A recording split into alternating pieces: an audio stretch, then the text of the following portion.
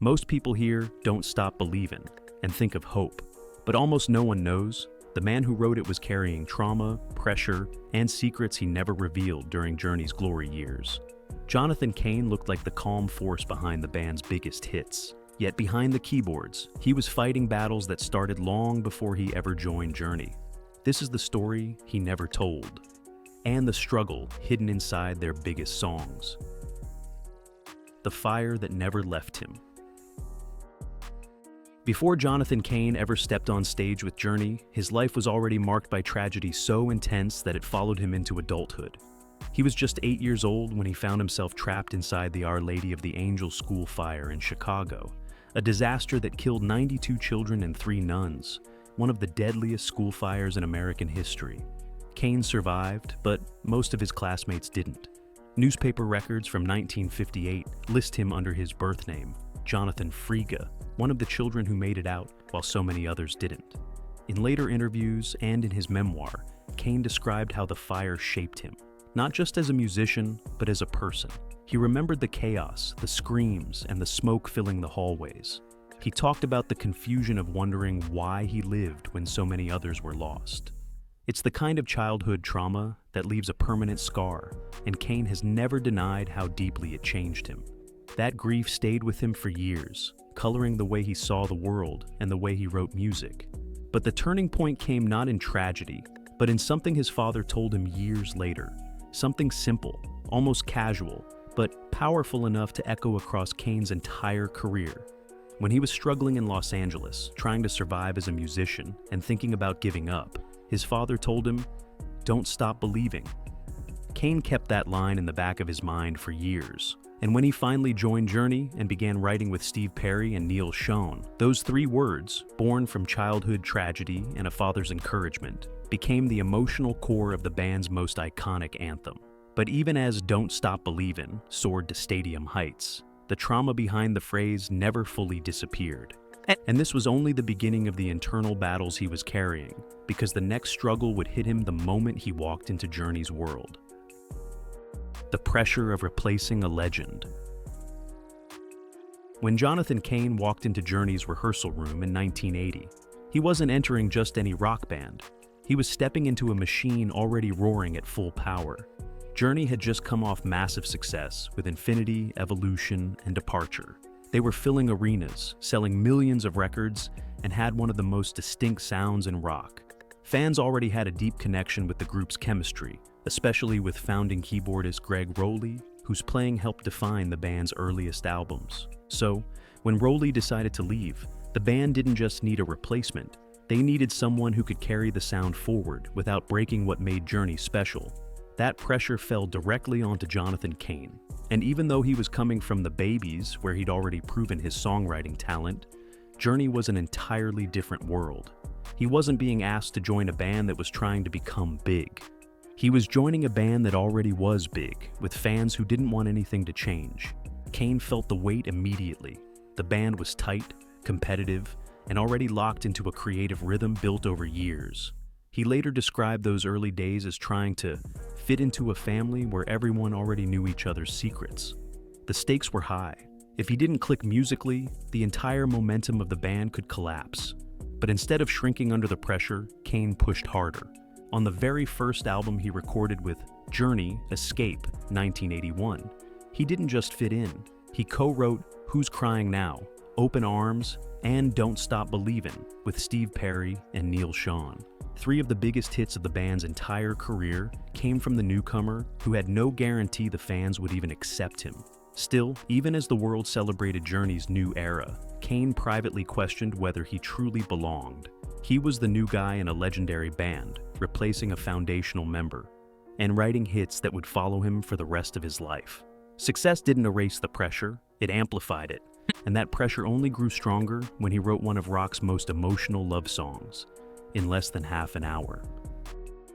The truth behind Faithfully. For most songwriters, creating a timeless love ballad takes days, weeks, sometimes months. But Jonathan Cain wrote one of the greatest rock love songs of all time in under 30 minutes. He was on the road with Journey, exhausted from non-stop touring, staring out the window of a tour bus when the first lines of Faithfully hit him like a wave. He later said the entire song came to him like a gift, almost as if it had been waiting for him to write it down.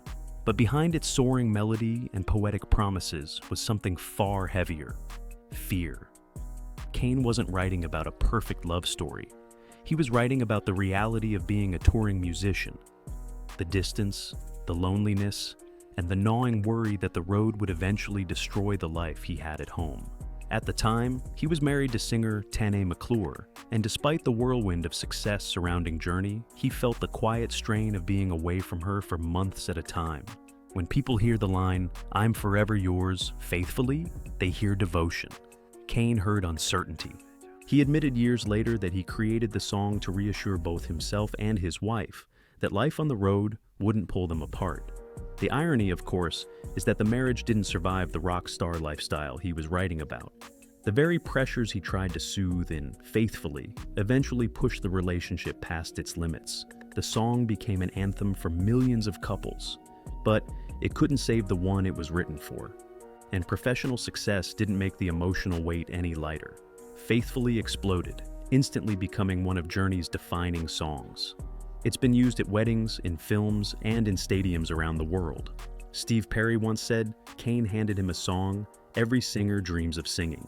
Yet while the world celebrated, Cain carried the heartbreak of knowing the song came from a real place of fear, a place he kept mostly to himself.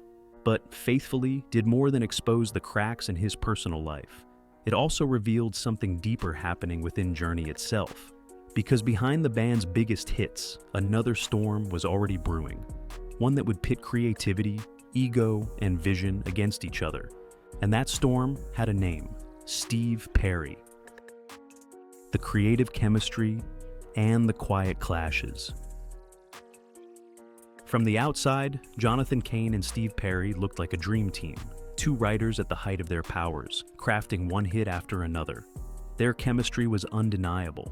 Together, they shaped the sound of Escape and Frontiers, two albums that didn't just define Journey, they defined an entire era of rock. When Perry, Schoen, and Cain walked into a studio together, magic seemed to fall out of the sky. But behind that magic was a complicated dynamic neither man talked about publicly at the time. Factually, everyone close to the band has acknowledged that Steve Perry was intensely focused, deeply emotional, and fiercely protective of Journey's sound. He cared about every detail, every note, every lyric, every decision. Cain, coming in as the new member, respected Perry immensely, but also had his own ideas, his own songwriting voice, and his own sense of where the music should go.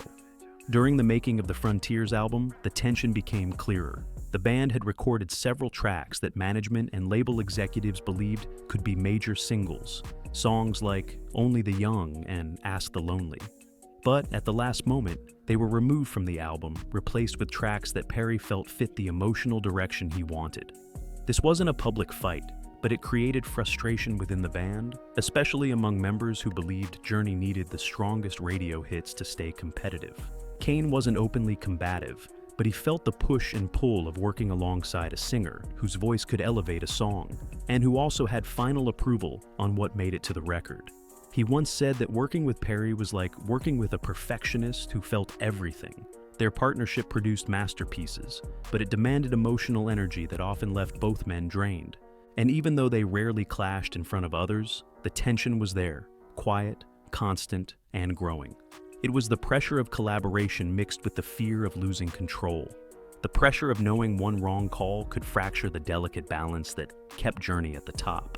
That balance wouldn't last, because as Journey's success rose higher, the stress inside the band rose with it, and soon, the cracks would become impossible to ignore. And when the breaking point finally came, Jonathan Cain was left to face a fallout he never saw coming. When the music stopped. By the mid-1980s, Journey looked untouchable from the outside. The band had just delivered back-to-back monster albums, sold out arenas across the country, and become one of America's biggest rock acts. But inside the group, exhaustion was quietly building.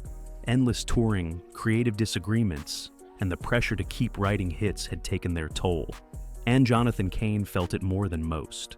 The Raised on Radio era marked a turning point. Steve Perry stepped into a more controlling production role, guiding the band toward a more polished, radio-friendly sound. Cain supported the vision and co-wrote heavily, but the process was intense. They were no longer the hungry, experimental band of the late 70s. They were a machine expected to deliver perfection on demand. And perfection is exhausting. The internal tension wasn't about blow-ups or fistfights. It was the kind of slow, quiet strain that builds after years of non-stop pressure. Members felt creatively drained. Relationships were stretched thin. Decisions came slower. And by 1987, even success couldn't hide what was happening. Journey needed to stop.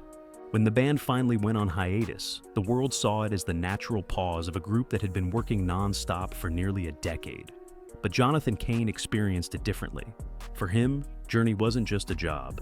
It was the place where he felt he finally belonged. He had replaced a founding member, written some of the band's signature moments, and helped carry them into their most successful era. And now, just as he had become part of the family was breaking apart. Steve Perry stepped away. Neil Schon pursued other directions. Management scattered. Road crews disbanded. The band that once felt unstoppable suddenly became a memory. Cain didn't fight the breakup publicly.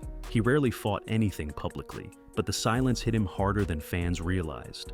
He poured his energy into Bad English, with Neil Schon and Dean Castronovo finding success again, but it wasn't the same. Journey had become a part of his identity. Losing it meant losing the musical home he thought would last forever. Yet even as he moved on, something deeper lingered, a feeling that the internal cracks inside Journey were never fully repaired. And that feeling would shadow him for decades, resurfacing years later when a completely different kind of controversy pulled the band back into the spotlight. Because Jonathan Cain's next struggle wouldn't come from the music, it would come from the world of faith, politics, and public scrutiny. Faith, politics, and the public falling out. For most of Jonathan Cain's career, his personal life ran quietly in the background, while the music took center stage. But everything changed in the mid-2000s. After years of soul-searching and reconnecting with his Christian upbringing, Cain began shifting his focus toward faith. In 2015, he married Paula White, a prominent televangelist and pastor known for her high-profile ministry and her close connection to Donald Trump. What started as a private spiritual journey soon pulled Cain into a political spotlight he never expected. As White became a spiritual advisor to Trump and took part in major moments, including the invocation at the 2017 presidential inauguration, Cain became more visible in political and religious circles. And with that visibility came controversy. The turning point arrived when several Journey members visited the White House in 2017. Photos circulated online, and immediately fans assumed the band was making a political statement. But internally, the visit ignited tension. Neil Schon, a founding member fiercely protective of Journey's neutral public image, openly disagreed with associating the band with any political figure. He argued that Journey should remain strictly about music, not politics. The disagreement wasn't just a minor band argument, it turned into public drama. Schon and Cain began trading statements online, revealing cracks that had been forming quietly for years. The tension escalated even further in 2022 when Cain performed Don't Stop Believin' at a Trump event at Mar-a-Lago.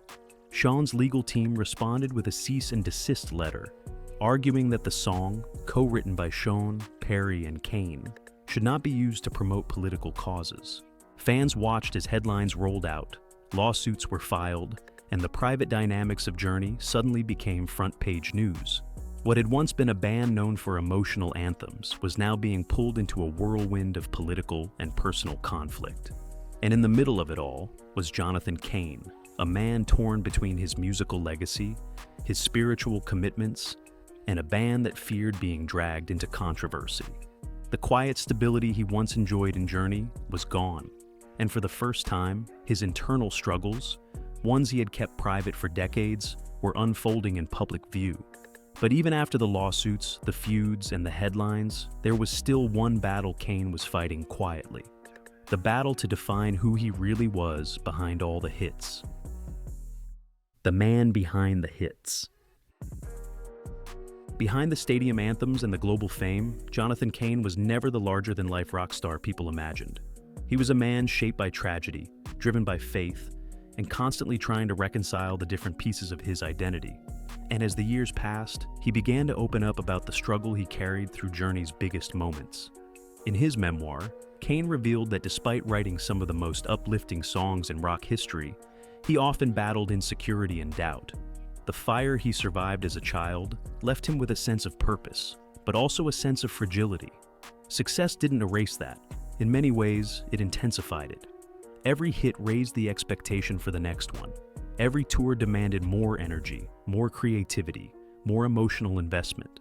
He also admitted that he spent years trying to balance his role in Journey with his growing dedication to faith. He loved the band that had changed his life, but he also felt pulled toward a spiritual calling that didn't always align with the world of rock and roll. That inner conflict created a quiet tension that never truly went away. And through it all, he held on to the words his father once told him, a message that became the band's biggest anthem and his lifelong compass. Don't stop believing. Jonathan Cain didn't just write Journey's biggest anthems. He lived through every battle that shaped them. From surviving a school fire to navigating fame, fractured relationships, and public controversy, his story proves that even the strongest songs can come from the deepest wounds. And maybe that's why his lyrics still hit so hard. They weren't written from success, they were written from survival.